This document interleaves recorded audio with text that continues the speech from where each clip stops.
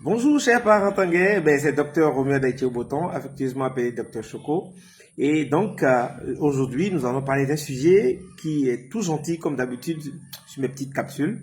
Alors, au décours d'une supervision, une maman gentille de la direction départementale de la santé du littoral me demande: mais Docteur Choco, pendant qu'on parlait du cancer du col de l'utérus, quelle est la relation entre le cancer du col de l'utérus et le cancer de la gorge? J'ai dit: maman, c'est très simple. Le cancer du col de l'utérus, en fait, est créé par ce qu'on appelle le papillomavirus.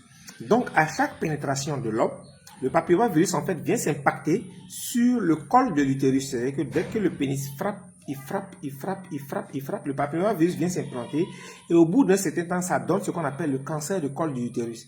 Et bien, c'est la même chose. Comme le papillomavirus se trouve dans les voies génitales, si un homme va lécher une femme, c'est très simple, il ramasse le papillomavirus qui va se loger au niveau de la gorge et qui progressivement pourra créer ce qu'on appelle un cancer de la gorge.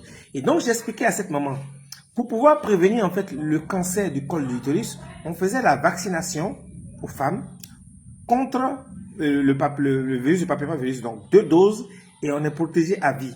Et donc il ne fallait pas seulement vacciner les jeunes filles, mais il faut aussi vacciner les jeunes garçons. Parce que tout le monde a besoin d'être vacciné. Puisque si les jeunes filles sont beaucoup plus prépondérantes à avoir le cancer du col, mais les jeunes garçons sont beaucoup plus prépondérants à avoir, les garçons sont beaucoup plus prépondérants à avoir ce qu'on appelle le cancer de la gorge.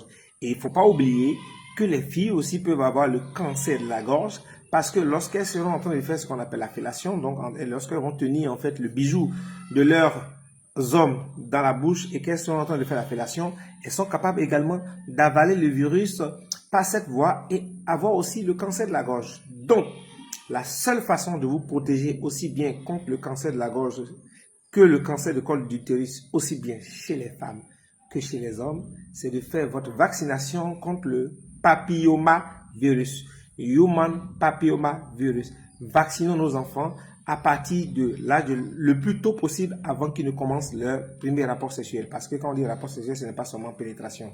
Sur ce, je vous aime, on garde le contact et fermez-moi la porte. À très bientôt.